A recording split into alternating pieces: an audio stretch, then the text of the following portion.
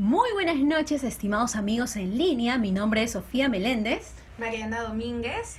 Y el día de hoy daremos inicio a la octava videoconferencia magistral del Centro de Capacitación y Desarrollo Global, por supuesto. Así es, estimados amigos. Como sabrán, nosotros hemos venido también mostrándoles un poco de lo que es streaming a partir del diploma de gestión pública. Tengo muchos participantes en estos momentos conectados que son de gestión pública. Les mando muchos saludos y a los nuevos amigos del día de hoy, bienvenidos sean al Centro de Capacitación y Desarrollo Global. Claro. Conmigo entonces volvemos en breves minutos al finalizar con el ponente Vlado. Y con ustedes, bienvenidos, muy contenta de que haya tanta gente en línea. Impresionante. Muy contenta, de verdad, con el chat. Ya se saturó. Tenemos bastante personas, estamos muy contentos. Claro que sí. Ok, muy bien, sigan en línea, conectados. Y bueno, ya estamos al aire, hemos silenciado un momentito el micrófono para saludar a Salomé Escobedo y lo vamos a hacer en vivo y en directo. Salomé, nuevamente con nosotros. Sofía, buenas noches. Estimados participantes, tengan ustedes muy buenas noches. Yo feliz, una vez más, Sofi, aquí acompañándolos, como es costumbre, como es tradicional en el Centro de Capacitación y Desarrollo Global, siempre haciendo esas teleconferencias interesantes con temas a la vanguardia. Esta noche, obviamente, estará con nosotros, Vlado ya se encuentra en los estudios, se está preparando para venir nuevamente a sentarse y realizar esta importante exposición sobre políticas públicas. Y bueno, el tema del día de hoy son las políticas públicas, tendencias y perspectivas. Y yo ya hago la convocatoria a Vlado Castañeda, voy a leer exactamente su CV para que ustedes lo conozcan. Él es Vlado Castañeda, máster en estudios políticos aplicados, ¿sí? Con capacitaciones en temas como política social, competitividad, descentralización, evaluación de políticas públicas y programas presupuestarios, presupuesto basado en resultados, entre otros. Dicta cursos dirigidos a funcionarios públicos del nivel nacional, regional y local sobre Sistema Nacional de Presupuesto Público, planeamiento estratégico en el sector público, gestión por resultados, indicadores y desempeño institucional y gestión pública, Sistema Nacional de Inversión Pública, gestión y evaluación de proyectos, entre otros. Ha elaborado en diversas instituciones públicas como el PROMUDE, el MIM, la CND, Despacho Presidencial, PCM, MINSA, JCI, Interior, claro que sí. Actualmente se desempeña como gerente público asignado como secretario de coordinación de la Presidencia del Consejo de Ministros en el marco de su incorporación al cuerpo de gerentes públicos en el marco de la segunda convocatoria realizada por Servir. Qué linda presentación, ¿no? Sí, Castañeda. Sin duda, para Desarrollo Global, es todo un placer contar pues con este destacado profesional como ponente, como docente, etcétera, etcétera. Y yo creo, Sofi, que no debemos hacer esperar más a nuestros amigos. Aparte que Vlado también ya está un poquito más y de verdad que viene corriendo. Así que, señor director, a ver, ya vamos a dar inicio. Yo me retiro, nos vemos más adelante para hacer el sorteo. Recuerden permanecer en línea, ¿sí? Correcto. Muy bien. Muy bien, Vlado, bienvenido. El público te espera. Gracias, Amelia, fue la última en escribir. Mira, Amelia nos está escribiendo Vlado desde Junín, desde Jauja.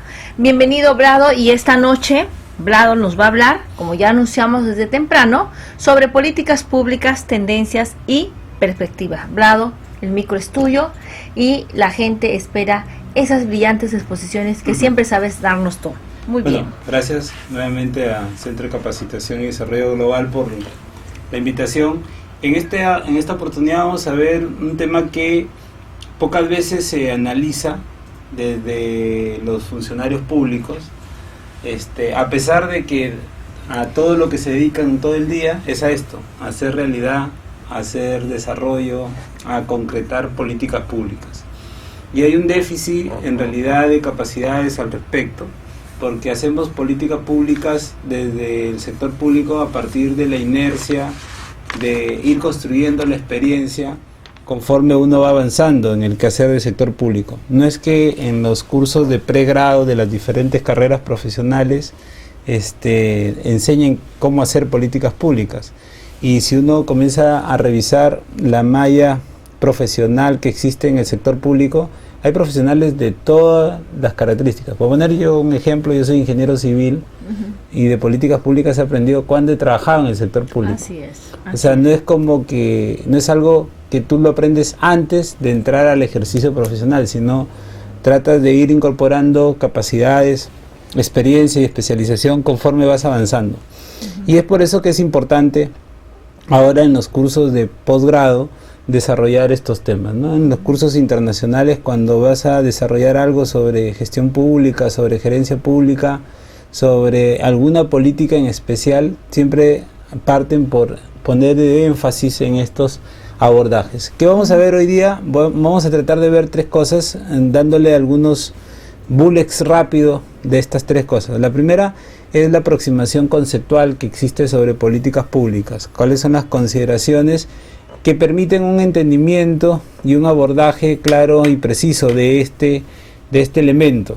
Una segunda parte va a tener que ver con cómo es el contexto del abordaje de las políticas públicas en el caso peruano. Tiene sus particularidades en el caso peruano.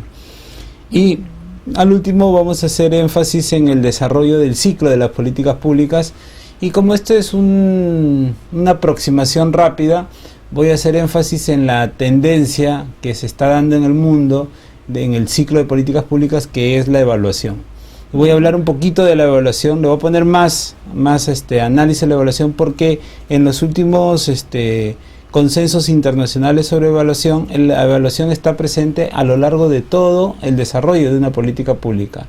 Desde que se identifica, se diseña o formula la intervención, se implementa la intervención, hasta después de la implementación de una intervención, siempre se usa la evaluación. Antes pensábamos que la evaluación solamente se usaba al final del proceso de políticas públicas, es decir, cuando ya todo se había implementado. Esa vertiente, que efectivamente nace así, de análisis al final, cada vez comenzó a tener una retrospección en todo el proceso de política pública y ahora se usa a lo largo de todo el ciclo de políticas públicas. Entonces vamos a tratar de ver esas tres cosas, dándoles, como les decía, algunos bullets al respecto.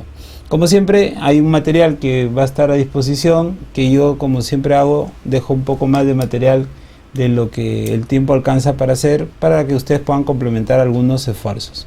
La primera parte importante es algo bien elemental, que es concepto de política pública. Miren, si uno revisa las diferentes vertientes internacionales de gestión y de ciencia política, porque hay una ciencia social que es la ciencia política. Acá en el Perú hay 6 carreras profesionales de ciencia política. Son pocas en realidad, no pocas universidades que tienen esta carrera profesional, pero en la ciencia política tiene un abordaje, la política pública, un concepto. Pero la gran conclusión es que en términos prácticos hay varios conceptos sobre política pública, hay varias formas de conceptualizar la política pública, y la lógica es que hay formas muy filosóficas como formas muy operacionales. Filosóficas como, por ejemplo, que esta que he puesto, que es del año 1943, de un gran politólogo que decía que la política es el arte de impedir que la gente participe en los asuntos que le conciernen. Es decir, hay alguien representativo que hace la política pública. No es que los 30 millones de peruanos estamos definiendo ahorita la política de salud. Eso lo define un buró técnico y político representativo, esperamos, de esa sociedad, y define la política. Hay un desarrollo de diferentes maneras de entender la política. Cuando uno usa la palabra política en español, hay ese problema porque usamos la palabra política con diferente connotación. Si yo hablo, por ejemplo, ¿cuál es la política del gobierno? Ese tiene una connotación. ¿Cuál es la política del partido político? Tiene otra connotación. ¿Cuál es la política de un ministerio? Tiene otra connotación. Pero se usa la misma frase, la política, y hay que ver en qué contexto se está usando. En el idioma anglosajón, inglés, ahí sí hay diferencias, ¿no? Está la politics, que es hacer las políticas públicas, y está la policies, que es hacer la política. Entonces, hacer la política y hacer las políticas públicas tienen diferente connotación. Hay niveles de política. Hablando del contexto internacional y nacional, tenemos las políticas mundiales, las políticas mundiales que están, por ejemplo, en el marco de la ONU. Los objetivos del milenio son unas políticas que más de 160 países dijeron que iban a tratar de desarrollar en sus países. La política internacional, que no necesariamente puede ser mundial, por ejemplo, una política enmarcada en un tratado de libre comercio, o una política enmarcada en un acuerdo comercial, o una política enmarcada en una comunidad de integración regional supranacional. Voy a poner ejemplo la Comunidad Andina de Naciones, o la UNASUR, que ahora está de moda. Son espacios internacionales donde también se establecen ciertas políticas para su nivel de desenvolvimiento. Luego están las políticas, ya entrando en lo nacional, las políticas de Estado, que son las políticas que trascienden a los gobiernos. El enfoque de políticas que tenemos acá de Estado son las políticas del Acuerdo Nacional. Importantes esas políticas porque, por ejemplo, para hacer planeamiento estratégico desde el año 2002 al año 2011, las políticas que usábamos como orientadoras de nuestro planeamiento estratégico eran las políticas de Estado. Ahora se siguen usando en un contexto de que en el Plan Nacional de Desarrollo, uno de los elementos de insumo importante para hacer el Plan Nacional de Desarrollo son justamente las políticas de Estado. Todo lo que está en el Plan Nacional de Desarrollo se alinea a las políticas de Estado. Entonces es importante conocerlas. Muy bien, Vlado, cuando tú hablas sobre el plan de políticas nacionales, estás hablando del plan bicentenario, ¿verdad? Exacto. Muy bien, continúa, Vlado. En esa lógica, en esa perspectiva de ese plan estratégico de desarrollo nacional o plan bicentenario, contienen las políticas de Estado. Es más, para que se den cuenta lo importante que son las políticas de Estado y por qué hay que conocerlas. Cuando se pasó a la segunda vuelta, los dos candidatos que pasaron a la segunda vuelta no habían firmado el Acuerdo Nacional. Así es. Y entonces tuvieron que firmar el Acuerdo Nacional para darle legitimidad a lo siguiente que voy a comentar, que son las propuestas de política de gobierno. El siguiente, o sea, después de las de Estado están las políticas de gobierno, que son las políticas que son para el gobierno de turno, que las alinean a las políticas de Estado. Estas políticas de Estado también hay que decirlo porque los secretarios técnicos del Acuerdo Nacional, que es donde nacen las políticas de Estado, comentan siempre, no son vinculantes. Pero claro, los gobiernos, para ganar legitimidad, lo que hacen es casi las vuelven hasta vinculantes. ¿Dónde las expresan? En su periodo de gobierno las expresan en lo que se llama la política general de gobierno. A ver, gracias, Vlado. Permíteme, para decir del público presente, las políticas de Estado, por ejemplo, ¿cuáles son? Mejorar la salud, mejorar la educación, ¿cierto? ¿Eso lo está haciendo el presidente Ollanta? Sí.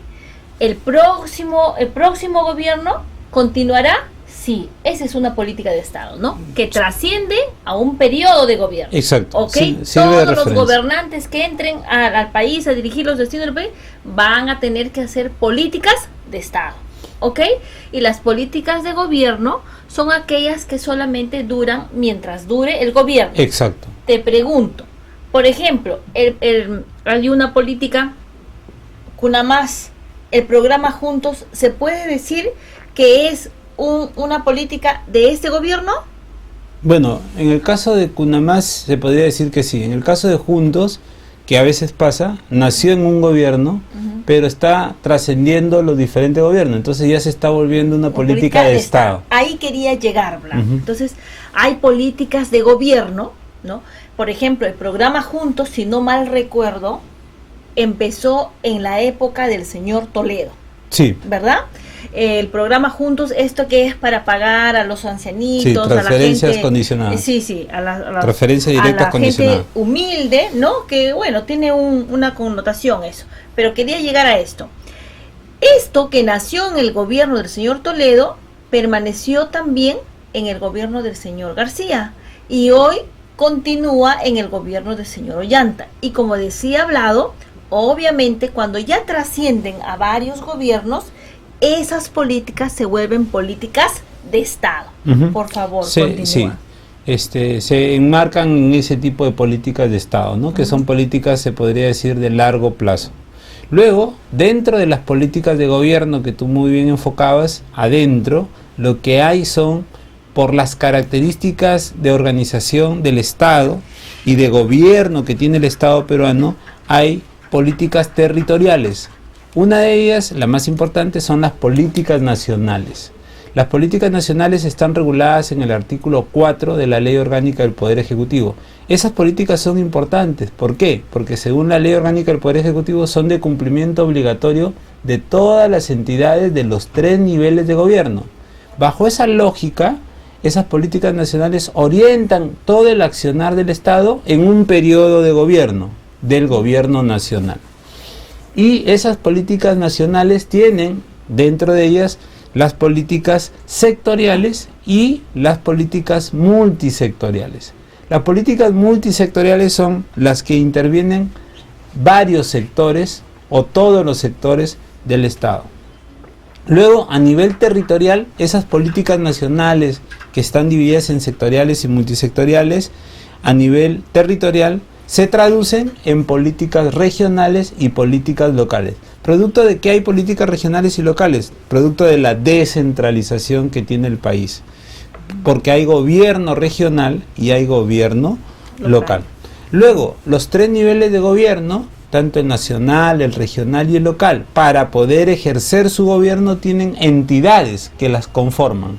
Cada una de esas entidades tienen sus propias políticas. A esas políticas de las entidades se les llama políticas institucionales. Entonces, esa es todo la diagramación de niveles de política. Y a veces, voy a poner un ejemplo, si yo soy, qué sé yo, el Consejo Nacional, sería Indecopi, por ejemplo, ¿no? Que es el Instituto Nacional de Defensa del Consumidor. El Instituto Nacional de Defensa del Consumidor tiene parámetros mundiales de defensa del consumidor, tiene parámetros internacionales de defensa del consumidor, tiene parámetros de Estado de defensa del consumidor y tiene parámetros de gobierno de defensa del consumidor. ¿Ven cómo yo tengo que conocer todos esos tipos de políticas para poder luego llegar a ver cómo hago mi política nacional, mi política sectorial y cómo hago mi política institucional como Indecopi? Entonces es importante tener toda esa referencia, porque a veces cuando uno quiere hacer una política institucional no sabe a dónde recurrir. Bueno, hay toda esta serie de políticas que están ahí justamente para que uno las pueda accesar al proceso de desarrollo de la política. Otro tema importante es la política gubernamental. ¿Qué es la política gubernamental? Son el conjunto de estrategias de acción del gobierno de turno frente a determinados problemas que se les presentan en la cápita de gobierno. Y a partir de estas políticas gubernamentales se atienden los problemas de gobierno. Y ahí en los últimos desarrollos que hay sobre políticas públicas entra lo que se llama también la agenda de gobierno. La agenda de gobierno son determinados elementos que están formando parte de la agenda pública, la agenda de la comunidad política, y que a partir de eso generan un cierto nivel de legitimidad para que entren a ser aspectos prácticos del gobierno. Voy a poner un ejemplo de agenda de gobierno. Ustedes supieron que se eliminó el aporte a las AFPs. Sí. Que estaba definido para una los AFP, independientes, los independientes. Sí, exacto. Y ustedes recordarán que lo primero que pasó ahí fue que cuando se enteraron que ya se iba a hacer el aporte en agosto, hubo una parte de la sociedad civil que salió a decir que se le estaba restringiendo ciertos derechos. Eso era agenda pública. Luego los políticos salieron a decir, pero ¿cómo es posible que eso pase? Y comenzó a generarse una agenda política. Y luego el Congreso y el gobierno promulgaron una ley. Eso se volvió agenda de gobierno. Entonces, la agenda ahora se está volviendo importante, porque una forma de aproximarse proactivamente al desarrollo de las políticas públicas es que no te pongan la agenda. sino que tú pongas la agenda. Y para que tú pongas la agenda, el reto está en saber cuál es la agenda pública antes que se vuelva política, para que tú soluciones esos problemas y lo pongas dentro de la agenda de gobierno. Eso se podría decir que son los aspectos generales que tiene el ámbito de las políticas, ¿no? Okay. Vlado, te quiero transmitir la pregunta de Richard y la pregunta de Marcos. Ya, la de Marcos está fácil. Richard me dice, ¿las políticas están también enfocadas a aspectos globales? ¿Tenemos guías de acción del Fondo Monetario Internacional que determinan el accionar del gobierno peruano? Eso es lo que él te pregunta. Y Marcos dice, y eso me parece interesante, es una pregunta corta pero muy precisa, ¿ok?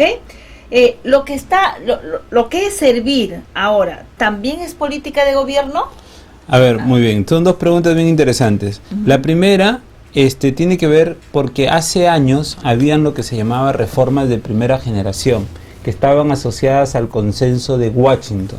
El consenso de Washington era una receta que hacía el Fondo Monetario Internacional a los países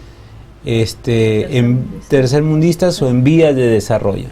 Y en ese tiempo, claro, nuestro accionar era en base a esa política internacional, una receta internacional. Hoy ya no.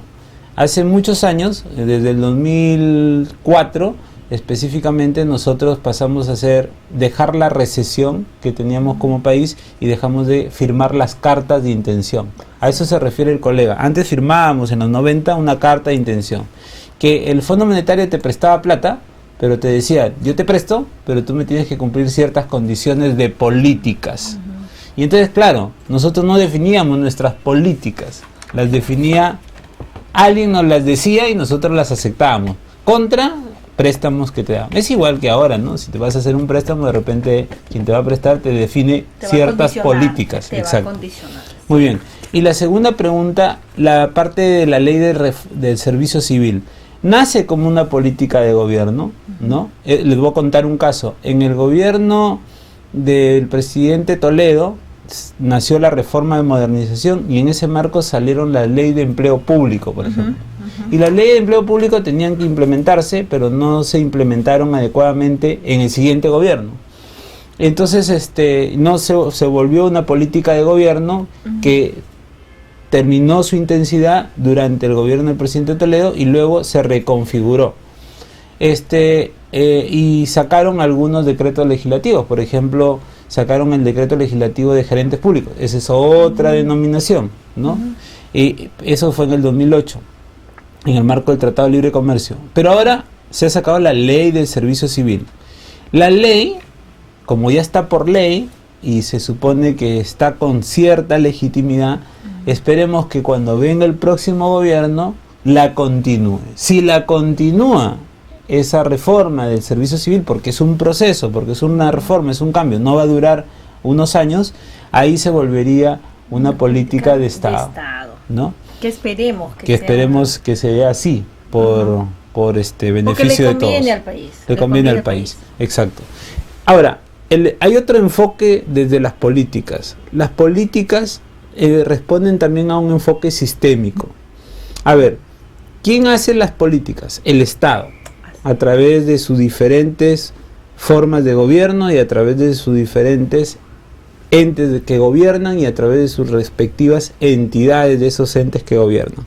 Muy bien, la lógica es que esas políticas son soluciones a problemas que tiene la sociedad. El enfoque sistémico es que yo tengo como sociedad problemas expresados en necesidades y expectativas, y el Estado lo que hace es atender, recibe esas necesidades y expectativas, y el sistema político del Estado lo transforma en soluciones. Esas soluciones se les llama políticas públicas. Esa es la interpretación sistémica de las políticas públicas. O sea, las políticas no salen por el azar, salen porque responden a la acción de un sistema político que detenta el Estado, a partir del cual cataliza los problemas que expresados en necesidades y expectativas. Una de las cosas importantes que se está comenzando a desarrollar en ese enfoque sistémico hoy en día, bueno, hoy en día en el Perú yo diría, ¿no? Pero en el mundo en realidad ya tiene bastantes décadas esto, es el análisis de stakeholders. ¿Qué es el análisis de stakeholders? Es el análisis de los actores involucrados en ciertas políticas. Ahora cada vez son más importantes los actores. Por ejemplo, si yo quiero desarrollar una política energética en una comunidad nativa, tengo que tener en cuenta el stakeholder, que es la comunidad nativa, y de repente eso me conlleve hasta un proceso de consulta previa. Así es. Que son elementos que ahora se colocan en el proceso de políticas para poder involucrar al actor involucrado en el proceso de desarrollo de la política pública. Pero no es el único actor involucrado. Está la empresa, está el sector empresarial, está el mismo Estado con sus respectivas entidades. Todos estos actores tienen que entrar en el análisis. ¿Qué ven estos actores? Primero, ven los problemas. Con esos actores se ven los problemas. Segundo, se hace referencia a la toma de decisiones conjunta.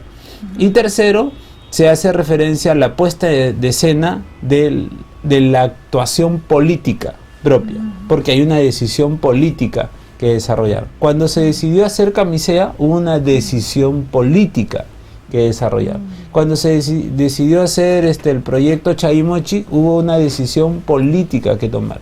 Entonces hay que tener en cuenta que esa decisión política tiene que tener no solamente intuición y no solamente subjetividad, sino que ahora la apuesta desde la metodología y la ciencia política es darle objetividad a ese proceso, darle más racionalidad a ese proceso. Cuando no se le da racionalidad, a veces ha habido varios errores desde la parte intuitiva y sistémica. Y en base a eso generas oportunidades de solución. Esas oportunidades de solución pasan por un enfoque de decisión política y en ese marco las políticas públicas tienen un desenvolvimiento. Hay dos visiones para hacer tendencialmente las políticas. La visión macro, que tiene dos vertientes. Ir por un enfoque de consenso, donde el poder político trata de decidir atendiendo a la forma colectiva de tomar una decisión, y también a veces cuando hay conflicto, ahí ya no alcanza para poder desarrollar una posición más consensuada, sino que ahí se impone la política, porque a veces tiene esa gravitación. Y lo otro, eso es en la visión macro, ¿no? Pero en la visión micro sí hay mecanismos y rutinas administrativas en la toma de decisiones. Y hay nuevas vertientes, como por ejemplo lo que se conoce ahora como gobierno abierto. El gobierno abierto propugna que la toma de decisiones se haga a partir de la transparencia que proponga el sector público, del acceso a canales de participación que proponga el sector público e inclusive del acceso a canales de colaboración de la ciudadanía o de los ciudadanos interesados en determinada política. Y para eso, la forma de desarrollar el poder que genera la toma de decisiones se basa en dos aspectos. El poder para desarrollar las políticas públicas tiene dos aspectos. O te vas por una perspectiva más pluralista, donde tú propugnas la participación de la gente para tomar la decisión, o te vas por una perspectiva más elitista. Va a depender mucho de la materia competencial que tengas que definir como política. Que tengas que tratar. Claro. Por ejemplo, si yo voy a ir hacia un proceso de desarrollo de la salud en el país, tengo que escuchar las voces de las diferentes realidades que tiene la gente, la diferente problemática que tiene la gente, para dar un enfoque en esos aspectos. Igual en temas de educación, igual en temas de corrupción, en fin, en casi todos los temas. Muy bien es esa acotación que comentas, porque en la mayoría de temas tú vas por un enfoque más plural.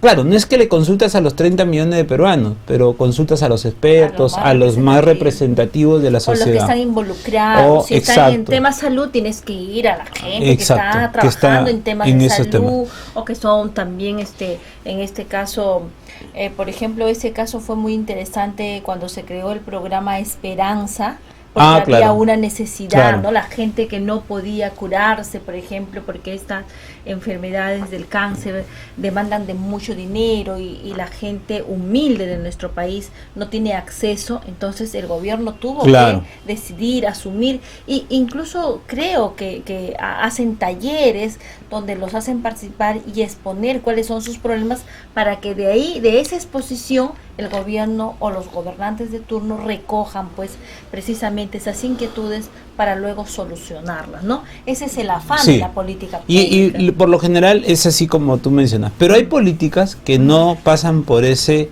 tipo de desarrollo que se llaman las políticas elitistas. Voy a poner un ejemplo. El Banco Central de Reserva define todos los días la política monetaria Así es.